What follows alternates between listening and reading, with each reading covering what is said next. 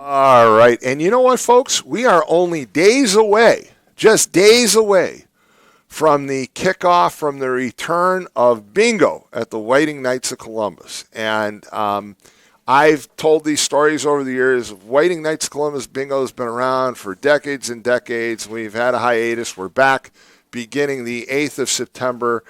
And one of my greatest memories of bingo at the Whiting Knights of Columbus is when Rick Mossels used to call the numbers, and he gave a very heartfelt Christmas greeting before he called the final game, and a woman said to him, "Hey Mossels, I don't buy anything you're saying. Just shut up and call the numbers." So there you have it. Again, Whiting Knights of Columbus bingo starts this coming Monday, and again, they appreciate it. Whiting Knights of Columbus, by the way, I'm a lifelong member. They do a lot of great things in the community, and they can only do it with the support of the community and a good portion of their income and a good portion of the revenue for the many things that they do within the community is through bingo. So you play bingo, come out and support it. You never know. You might see a familiar voice or hear a familiar voice. I might venture over there and give them a hand as well. I've done it before, so I might do it again. 845-1100, excuse me, is the number to call. We've got about 20 minutes before we are going to switch gears and go to the Whiting-Robertsdale Chamber of Commerce show. But we've been talking all morning about the incident that happened in Hessville Park and the great work that Hammond PD has done in identifying and arresting the individuals that were involved in that heinous act, and also the question of whether the National Guard should be called into Chicago to basically address the high murder rate. So we've got some callers. Good morning. You are on the air. Could you use some good news? Sure, we could. Absolutely. Take some good news, Walt. Well, there's a restaurant that was built a number of years ago with the Northwoods motif, and Yes. They now have a new owner. They call it 40 Degrees North Tavern, and I checked it out. And it's at 8101 Wicker Avenue in St. John. Hours are 7 days a week, Sunday through Thursday, 11 a.m. to 10, and Friday and Saturday, 11 a.m. to 2 p.m. But it's a little bit upscale from the food's always been good, but this time it's a little more upscale. I mean, they have like $50 steaks, $30 seafood, prime seafoods, and so forth. But the bulk of it is oriented toward under $20. They got like 10 sandwiches, burgers, and steak sandwiches. They've got another 10 of pastas. They've got about 10 pizzas. They've got some soup. They've got some salads. And I ordered a hamburger with mushrooms in one of my favorites. And wow, it was really just terrific. I mean, I'm so glad that you called back about this restaurant, because I really enjoyed it when it was Northwoods. I thought it was a great facility. Thought it was a great atmosphere. Yep. Was always packed. Had live entertainment. Really good facility. Sad to see it closed. It's a huge facility. And Yes. what is the new name now? 41 Degrees North Tavern. 41 degrees north. Okay. Yeah, there are basically three areas you can eat. When you walk in, it's like the Great Hall. I mean, it's very high ceiling and so forth. And they've spruced it up in terms of they have these really nice booths. And for most of them are for 4 people. They even have one that could probably accommodate 8 people at a time. In that opening, that large hall area, that entry area, I like the feel of it. It has a real Northwoods feel. And then you can go into the bar area, and you can eat there at the bar, and there are tables and booths there. And you can eat outside. Overlooks a pond, and they have they've stocked it with crappies.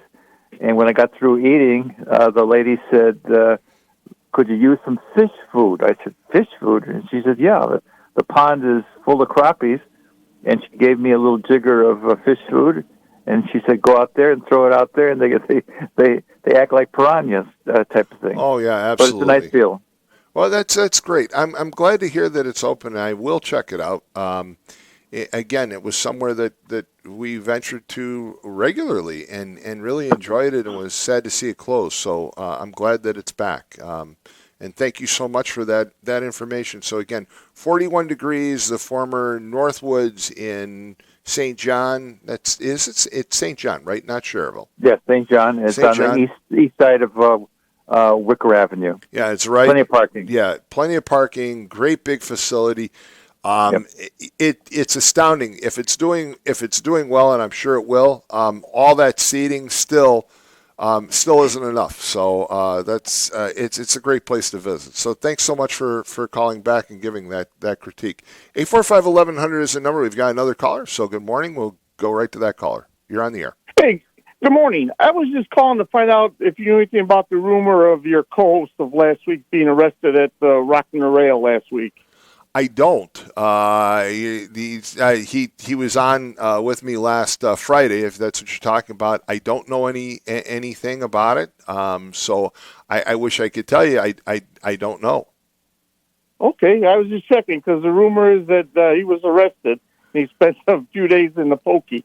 Yeah, I couldn't tell you. I want to make clear you're not talking about my son Tom, of course. My son Tom. No. Yeah, Tom sat in. Tom is a recent law school grad. I just want to clarify for listeners. We're not talking about Tom. Okay. No, that would be Mad Max. Okay, Mad Mac. Yeah, I don't know. I don't know any details, and I wish I could tell you, but I don't know anything about it. All right, if you could check into it, that'd be great. Sure, absolutely. 845-1100 is the number to call. And again, we've talked about. I guess it's been kind of a crime Wednesday, if you will, but maybe rightly so. So with the time left, I'd like people to still call in and tell me what you think about the idea of sending the National Guard into Chicago. Again, I believe that, and we didn't get into this with Jason Gore. He was here as a candidate for sheriff, but he's a retired federal law enforcement officer, and I'm sure he would have had some interesting views about sending federal law enforcement into Chicago. They're already there, as Jason said. He was a senior officer in command of a number of federal law enforcement officers in the Chicago region from the ATF.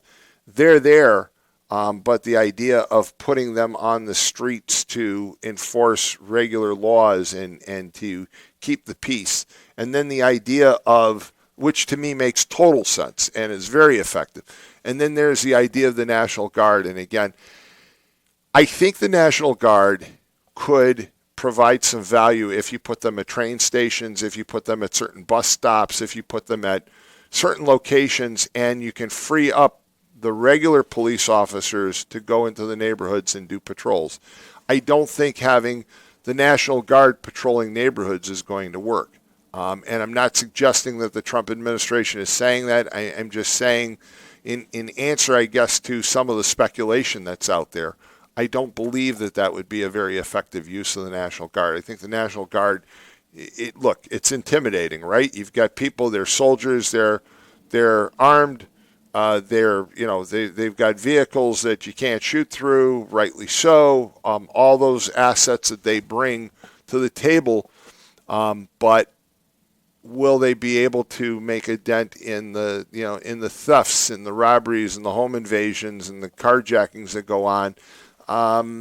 When you look at the numbers out of Washington D.C., for example, 87% drop in carjackings. So right away, the Trump administration has said, well, it's the it's credit to the National Guard. What they're forgetting to mention is that it's also credit to the 450 plus federal agents that the Trump administration flooded onto the streets of Washington. And I think those individuals had a lot to do with the carjackings and a lot to do with the downturn in murders and robberies in Washington. Look, it's worked out there. I think it's a true mistake for Pritzker and his ilk to say, we're not going to talk to Trump. All right? It's part of the problem that I have with politics these days. They can't talk to each other. All right? Why is it that we elect people, whether they're Democrat or Republican, we elect them. Once they're elected, we believe that they're going to work together. And why is it that they can't work together? Maybe that's part of the reason why we have some of the problems that we have on the streets, that our politicians stonewall us. They turn everything into, political fodder. Oh, we can't get this done because they won't vote for it. Oh, we can't do this because they're blocking us. And in many situations, it's true, they are.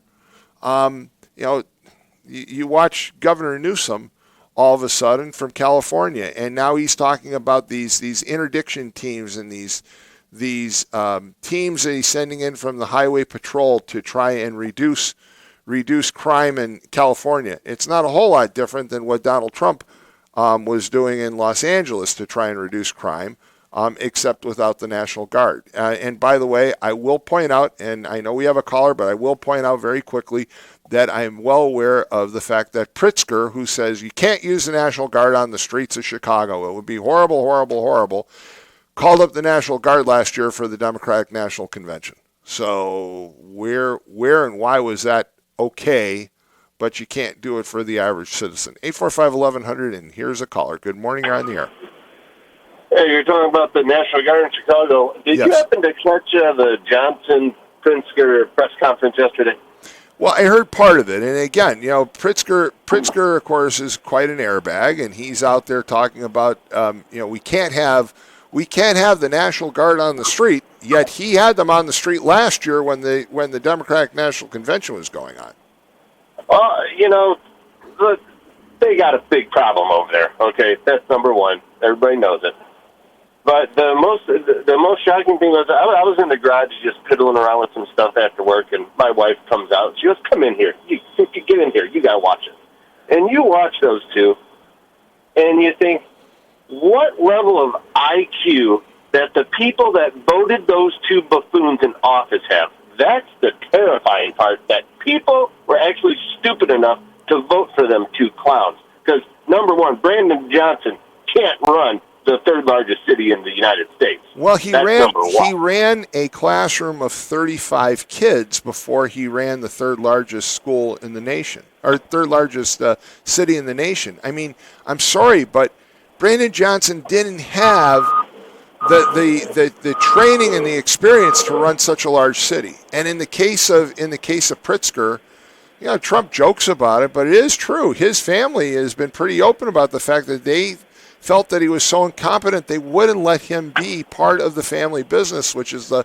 Hyatt hotel chain. They wouldn't let him be involved in the family business, so he went into politics. And Pritzker, how Pritzker is up for now consideration for a third term. He says he's going to run a third time around. I mean, fool me once, fool me twice, but fool me three times? Really? Yeah, and what did you say about how Trump jokes around about him? That is 100% fact. His family told him, "Now we don't want you nowhere near this thing. You see ya." Yeah, I mean, look, it's a well-known fact that they did not want him anywhere near the family business because he was such a screw-up. So he stayed away from the family business. He went into politics instead.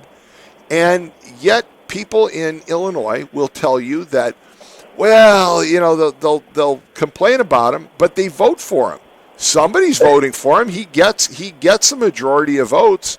So, when you look where the votes come from, they're not coming from, minority communities and minority areas of Chicago. They're coming from the northwest side. They're coming from the northern suburbs. They're coming from the suburban sprawl of Chicago out in the western suburbs, those are the areas, those people that live in Hinsdale and Naperville and Elmhurst and live in Glencoe and Lake Forest and Winnetka, those are folks that all support J.B. Pritzker as governor of Illinois. And it's like you're successful people. You live in upper class and upper middle class communities, and you're educated, you're successful, but you're morons when it comes to voting, because you vote in the most ridiculous guy on planet Earth. Yeah, and as far as the guard going there, that's really something that I don't want to see, and just for one reason, and that's because those savages that run around that city and shoot people, I wouldn't want to see a guardsman get hurt over their failure. And I brought that up from Dave from Crown Point this morning. I cut him off because to explain to him my concern. My concern is that there are gangbangers who would love nothing more than to be able to brag that they took down the guard, they took out the guard, they shot at the guard. Their view is that this is going to be like a trophy situation, and we can't. I don't think we want to risk their lives. Again, if you put them at train stations and bus stops and different buildings, maybe the local fitness center, that's run by the park department, and you have them out there, that's fine. But let the police patrol the neighborhoods, flood the neighborhoods with local and federal officers, and arrest all the gangbangers and get them out of there. Those police officers know how to handle them better than the guard would. Are you there? Caller? Yeah, sorry. There we go. My phone disconnected. Yeah, but and then on the other hand, on the flip side of the script, those two clowns that were up there yesterday, they're not the solution. So I don't know. I don't know. Yeah, I don't know either. I have to say it was embarrassing, and I don't understand. Look at Brandon Johnson. Who do you think actually voted Brandon Johnson as mayor of Chicago? It wasn't people from the South Side. It wasn't people from the West Side. Do you realize that? Have you ever seen that organization firing up in Chicago now? That group that's called Chicago Flips Red. You ever see them? I've seen them, but it's the Chicago Teachers Union who basically mobilized their support on the north and northwest sides of Chicago that voted Brandon Johnson in. Willie Wilson and others were running on the south side and on the west side. So there are some people that like to call in and say, oh well, it's just the blacks just voted for Brandon Johnson because he's black. That's not the case. That's not where his base of support was. The black community basically knew that he was a moron and didn't vote for him. Yeah, and and I'll leave you with this: the Chicago Teachers Union. Yeah, I'd be real proud to be a part of that organization with their track record. What a bunch of losers. Well, I saw a post this morning that said that there are 80 high schools in the state of Illinois where every person that graduates fails to meet the basic proficiencies when it comes to math and reading. All right, there's 80. I mean, that's a huge amount of high schools, and yet, Johnson talks a good game. Oh, we're going to improve education. Education has gotten worse. Okay, crime has gotten worse. The stores are fleeing Michigan Avenue, and then you've got Pritzker, who's just a complete windbag and a moron. That he doesn't even. I don't think he has a clue as to how he comes off. How disconnected he is, yet they keep on getting reelected. Well, they're both good at one thing, and that's called lying. So I'll leave you. You know what? That. They're good at one more thing, and especially Pritzker. He's really good at chasing people out of Illinois into Indiana and into Wisconsin. Yeah, absolutely. I mean, you almost wonder if somebody over here is paying him, because a lot of people are leaving the state of Illinois because of J.B. Pritzker. Hey, thanks for the call. Thanks. Yep. Got about 5 minutes left before we transition to the Whiting-Robertsdale Chamber of Commerce show. See that my guests have arrived, and looking forward to talking about Empanada Fest. It's coming up this weekend, so we'll talk about that. But again, I'm concerned about some of the issues that we've talked about today. Obviously, the crime in Illinois, and I wish that I could replay or get Willie Wilson to come on as a guest. And in fact, I'm going to try and do that. I don't know if I'll have any success, but listening to him talk about the fact that if when you venture into the neighborhoods in Chicago, how they can't wait to get an influx of police into those neighborhoods because of all the dangers and all the problems. And the person that was interviewing him said, well, but Mr. Wilson, I mean, do you really feel like you want to support, the Trump initiative? It's politically motivated. And he said, I know it's politically motivated, but it doesn't matter. He said, at this point, it's a question of survival.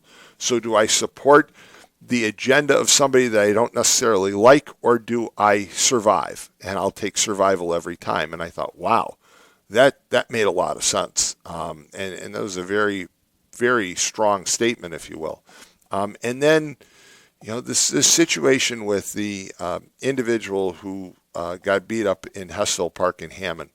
Great job by the Hammond Police Department. As you heard Jason Gore mention and others, they have the technology, they have the license plate readers and all the other technology that really helped in identifying the one subject, the adult subject, and one of the juveniles, and they've got leads on the others. So they're doing a great job in capturing and arresting those individuals. But it should have never happened in the first place. And where was the outcry? Where was where were people saying this should never happen when it first happened? I didn't hear it. And I'm sorry, I wish I had. I wish I had heard it from some of my African-American friends, for example. I wish that they had brought up how wrong this was. It's wrong no matter who it happens to, okay? In this case, it happened to an individual who is of Asian descent. He's autistic, so he's disabled. He's trying to, make his own living, be independent. He's out working, bagging groceries. He's riding his bike home, and 5 or 6 individuals accost him in the park. Actually, 5. They're mainly juveniles. They're giving him a hard time. They've got him surrounded. They're starting to taunt him, making his life difficult. And then this buffoon gets out of his car, who's driving through the park, who doesn't know what's going on, but he's got to show that he's a superhero. He's going to go over and grab this guy by the hair, spin him around, and start punching him in the face over and over and over, to the point that the victim lost 6 teeth. Do you realize how painful that must have been? And then he was embarrassed. And his family was embarrassed, and they didn't initially tell anyone else. It wasn't until his stepfather found out about what happened that he went to the police and told the police, and the police were able to start working on the case. So, again, that delay probably hurt law enforcement, but it wasn't on them. It was on the family, who just didn't understand and didn't want to bring shame, I guess, on the family and on the victim himself for being, involved in such a horrible attack. And again, I'm glad that we're getting a resolution. We're getting individuals arrested. And if it were up to me, Keyshawn Brooks would spend the rest of his life in prison. He wouldn't he wouldn't see the light of day, but it should just never ever happen. It should never be allowed to happen again. And the good news is that we have the men and women of the Hammond Police Department and other law enforcement agencies that are making sure that it doesn't happen again. So with that, let's go ahead. We're going to take another break. It is in 3 seconds, 2 seconds, 1 second. It's 8:30 a.m. You're listening to WJOB 1230 a.m., 104.7 FM. It's the morning call with Tom Dabertin. We're here Monday. We're here every Wednesday. I don't know what I'm saying. Every Wednesday from 6 to 9 a.m. But right now, we're going to transition to the Whiting Roberts Hill Chamber of Commerce show. And when we come back, we have some guests to talk about empanada